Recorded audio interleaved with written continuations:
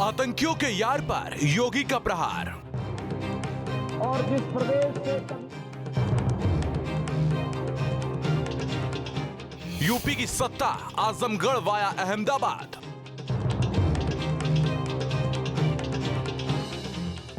अहमदाबाद धमाके के आजमगढ़ से तार।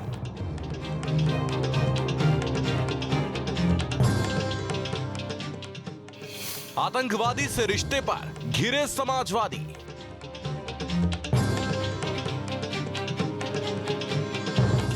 Political picture of Azamgarh.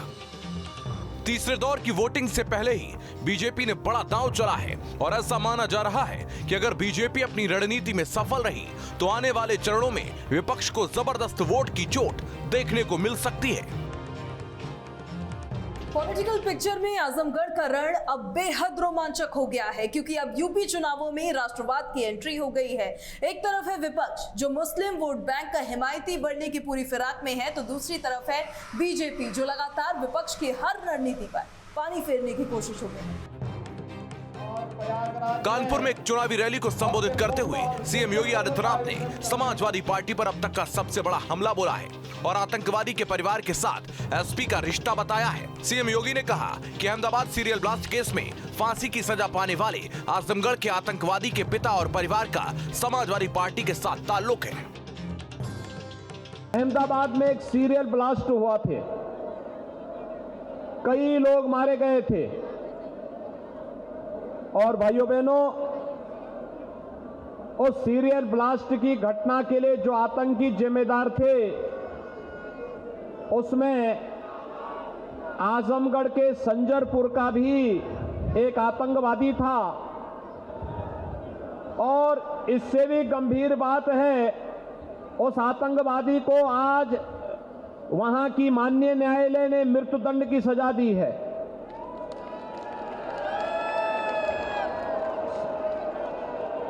उस आतंकवादी के पिता का संबंध, उसके परिवार का संबंध किससे है मालूम है? समाजवादी पार्टी से। अब अनुमान कर सकते हैं, आपको आतंकवादियों के प्रति संवेदना व्यक्त करने वाले, आतंकवादियों के हित चिंतक और उनके प्रति अपना सर्वस्व न्यौछावर करने वाले राजनीतिक दल को चाहिए चुनाव जिताना है या आपको सुरक्षा, सम्मान और स्वावलंबन की ओर ले जाने वाली भारतीय जनता पार्टी को। और यही आह्वान करने के लिए आज मैं आपके बीच आया हूं। 2008 में अहमदाबाद में हुए सीरियल ब्लास्ट ने 2022 में यूपी की सियासत में आतंक के जख्म को फिर से हरा कर दिया है। वहीं आतंकवाद के जख्म से समाजवादी पार्टी के कनेक्शन के आरोप लगे हैं। आरोप है कि अहमदाबाद ब्लास्ट के दोषी आजमगढ़ के एक आतंकी मोहम्मद सैफ के पिता शादाब का समाजवादी पार्टी से कनेक्शन सामने आया है। हालांकि सीएम ने नाम नहीं लिया, लेकिन दावा किया जा रहा है कि जिस आतंकी का जिक्र सीएम ने किया उसके पिता शादाब की फोटो अखिलेश यादव के साथ है।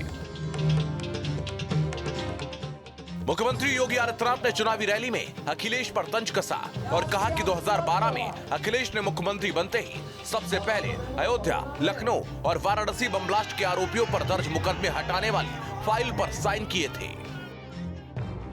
लेकिन याद करिए 2012 में जब समाजवादी पार्टी की सरकार आई थी, समाजवादी पार्टी ने पहला निर्णय क्या लिया था? पहला निर्णय समाजवादी पार्टी ने लिया था अयोध्या में राम जन्मभूमि पर आतंकी हमला करने वाले, काशी में संकट मोचन मंदिर पर आतंकी हमला करने वाले, अयोध्या, लखनऊ और वाराणसी की कचहरियों पर हमला करने वाले और सीआरपीएफ कैंप रामपुर पर हमला करने वाले आतंकवादियों के मुकदमों को समाजवादी पार्टी के मुख्यमंत्री ने वापस लेने के लिए सबसे पहली फाइल साइन की थी, तो उसी से की थी। ये फर्क साफ है आपके सामने।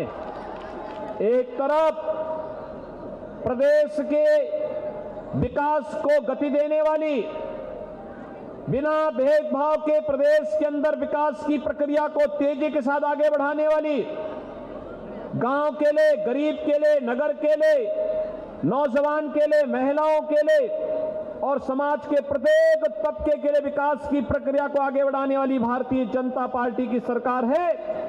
और दूसरी तरफ चेहरा देख करके विकास की योजनाओं में बंदर बांट करने वाली समाजवादी पार्टी। मुख्यमंत्री योगी ने दावा किया है कि साल 2017 के पहले यूपी अपराध, दंगा, कर्फ्यू के लिए जाना जाता था, जबकि साल 2017 के बाद भारतीय जनता पार्टी की सरकार बनते ही अपराधियों को जेल भेजा गया। मुख्यमंत्री ने कहा है कि 5 साल के शासन में एक भी दंगा उत्तर प्रदेश में नहीं हुआ है। उत्तर प्रदेश आज दंगा मुक्त है, भय मुक्त है, गुंडागर्दी से मुक्त है। और जिस प्रदेश से कभी व्यापारी पलायन करते थे, आज वहां पर प्रगति हो रही है और अपराधी उस प्रदेश से आज पलायन कर रहे हैं। ये नए भारत का नया उत्तर प्रदेश है। जिस तरह से सीएम योगी आदित्यनाथ ने समाजवादी पार्टी का आतंकियों के साथ कनेक्शन को लेकर उन पर हमला बोलते हुए नजर आए, इसी के साथ साथ जब उन्होंने अहमदाबाद ब्लास्ट का खासकर जिक्र किया और उसमें जो तस्वीरें वायरल हो रही है जिसमें दोषी के पिता का समाजवादी पार्टी के साथ कहीं कोई कनेक्शन तो नहीं, ये सवालिया निशान उन्होंने खड़ा किया। इससे ये तो साफ हो गया है कि आने वाले चरणों में अब जब मतदान होगा तो उसमें राष्ट्रवाद और आतंकवाद का मुद्दा काफी गरमाया रहेगा। यूपी के दंगल में बीजेपी के तीखे प्रहार से माना जा रहा है कि विपक्ष पूरे खाने चित हो गया है और ऐसे में आजमगढ़ की लड़ाई राष्ट्रवाद बनाम परिवारवाद से लेकर आतंकवाद और भ्रष्टाचार पर होने वाली है। Team news state.